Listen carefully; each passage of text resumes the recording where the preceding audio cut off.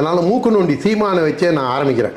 நான் கொச்சைப்படுத்துறதுக்காக சொல்ல, அவர் கொஞ்சம் கூட மேனர்ஸ் இல்லாமல் அவர் மூக்கை நீண்டிட்டு மூக்கில் இருக்கிற மசாலெல்லாம் பிடிங்கிட்டு ஒரு பார்க்கவே அருவருப்பாக நடந்துப்பார். அதை விடுங்க, அது அவருடைய பர்சனல் விஷயம். ஆனால் பொய் சொல்கிறதுக்குன்னே பிறந்த ஒரு பிறவி. நீங்கள் பார்த்தீங்கன்னா நாங்கள் ஆமை மேலே ட்ராவல் பண்ணி போனோம். இவர் பார்த்துதாங்க ஒரு செகண்டோ என்னமோ மேதகு பிரபாகரன் அவர்களை, நம் தமிழரின் ஒப்பற்ற தலைவர், தமிழினத்தின் ஒப்பற்ற தலைவர் வேலுப்பிள்ளை பிரபாகரன் அவர்களை இவர் பார்த்தது ஒரு நிமிஷம் கூட இருந்திருக்காது. ஆமக்கறி சாப்பிட்டேன், முயல் கறி சாப்பிட்டேன், அண்ணன் எனக்கு AK-75 சுட சொல்லி கொடுத்தாரு, வடை சுட்டேன். நான் இந்த வடை சுட்டது தவிர மீது எல்லாம் இவர் எல்லாத்தையும் எப்படிலாம் விதவிதமாக புருடா விடுவார்.